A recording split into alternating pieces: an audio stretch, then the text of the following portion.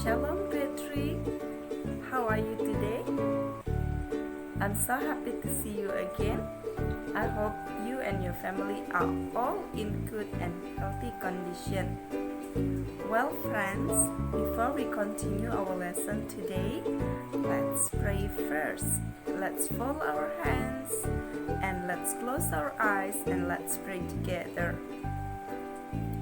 Dear God, we thank you for this wonderful day. We thank you for all your blessing. Now we want to start our lesson. Please be with us and guide us so we can understand our lesson today. Thank you, Lord. And the most of all, we want to learn about you that create the universe for our good. Thank you, Lord. In Jesus' name we pray. Amen. Friends, our previous lesson, we were learned about God created the flora. Do you remember what is flora? Flora is a plant. God created plant on the third day. In the day of creation, that God created a plant on the third day. So today we are going to learn about God created the fauna. Do you remember what is flora means? Flora means is a plant. Okay, today we want to learn about fauna. So, what is a fauna? Iya friends, hari ini kita akan belajar tentang Allah menciptakan fauna. Fauna berasal dari bahasa Latin yang berarti segala jenis binatang. Di sekitar rumah, kita bisa menemukan berbagai macam jenis binatang. Ada kucing, ada anjing, ada semut, ada ayam, ada apa lagi? Ada ikan. Nah, binatang-binatang ini juga ada yang binatang liar dan juga ada binatang peliharaan. Nah, teman-teman masih ingat dalam kisah penciptaan, Allah menciptakan binatang pada hari yang ke-5 dan hari yang ke-6. Pada hari yang ke-5, Allah menciptakan binatang-binatang di udara dan Allah menciptakan binatang yang di laut. Binatang yang di udara seperti burung, binatang yang di laut, ikan. Ikan ada yang kecil dan juga ada yang besar.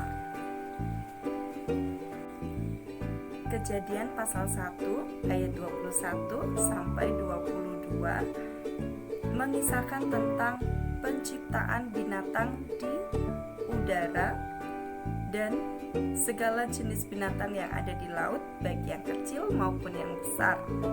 Dan binatang yang di udara segala macam jenisnya. Ada burung dan segala macam jenis burung yang ada di udara diciptakan Allah pada hari yang ke-5. Nah, pada hari yang ke-6 dituliskan di dalam Kejadian pasal 1 ayat 24 sampai 25, Allah menciptakan binatang yang melata, binatang yang ada di darat, dan juga binatang liar, dan juga binatang ternak. Nah, tentunya Tuhan juga menciptakan manusia pada hari yang ke-6. Lalu Allah memberkati seluruh ciptaannya supaya mereka dapat berkembang biak dengan baik. Nah, Tuhan juga menciptakan binatang-binatang yang unik. Seperti ada binatang yang ada kantongnya di depan. Binatang apa? Ya, binatang kanguru. Unta yang memiliki punuk di punggungnya dan ia bisa menampung air sehingga dia dapat bertahan hidup di cuaca yang sangat panas. Ada penguin dan beruang kutub yang hidup di daerah dingin. Mereka bisa bertahan hidup di cuaca yang sangat dingin. Dan juga masih banyak lagi binatang lainnya yang unik. Dan itu semua adalah ciptaan Allah.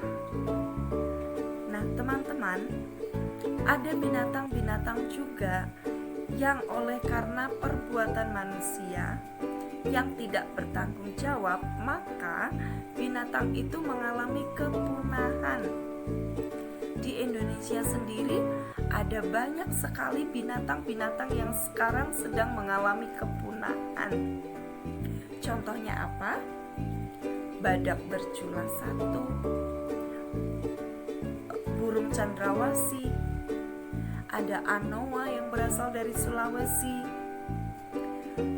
ada harimau. Mereka sedang terancam kepunahan karena ulah manusia. Hutan-hutan ditebang sehingga mereka mengalami kesulitan untuk berkembang biak, sehingga mengalami kepunahan. Punah artinya menjadi habis. Nah, oleh karena itu pemerintah membuat pencegahan agar binatang ini tidak menjadi punah dengan memelihara yang namanya hutan lindung, sehingga binatang ini tetap ada di dalam hutan dan mereka bisa berkembang biak kembali.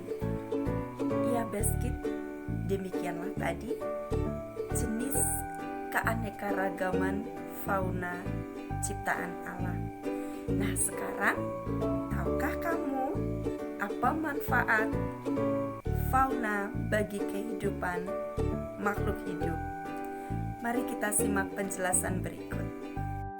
Beskid, Allah memelihara kehidupan melalui fauna. Fauna berguna sebagai sumber makanan.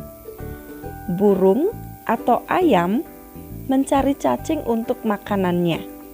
Kemudian, kita dapat menikmati telur, daging ayam, dan nugget yang berasal dari ayam. Dari sapi, kita bisa makan bakso, daging, abon, dan juga susu. Kita juga bisa makan berbagai jenis ikan. Selain itu, petani juga membutuhkan cacing untuk menjaga kesuburan tanah. Kotoran sapi, kerbau, dan kambing juga berguna untuk pupuk. Kuda, sapi, dan kerbau bermanfaat sebagai alat transportasi. Anjing juga dapat menjaga rumah kita. Kulit buaya dan kulit ular juga bisa dibuat tas atau jaket. Nah, demikianlah manfaat fauna bagi kehidupan manusia. Dengan demikian, kita dapat merasakan kehadiran Allah yang memelihara kehidupan makhluk hidup melalui fauna. Kesimpulan dari pelajaran kita hari ini, Allah menciptakan fauna pada hari yang kelima dan hari yang keenam. Allah menciptakan fauna dengan keaneka-ragamnya dan juga berbagai macam manfaat fauna bagi kehidupan makhluk hidup. Itu membuktikan bahwa Allah hadir untuk memelihara kehidupan makhluk hidup melalui penciptaan. Dan melalui kisah penciptaan ini juga kita menyadari bahwa betapa maha besar dan maha kuasanya Allah di dalam kehidupan manusia. Mari kita berdoa. Kami bersyukur atas fauna yang Tuhan ciptakan. Ajar kami untuk menjaga kelestarian fauna yang Tuhan berikan. Terima kasih Tuhan. Di dalam nama Tuhan Yesus kami berdoa dan mengucap syukur.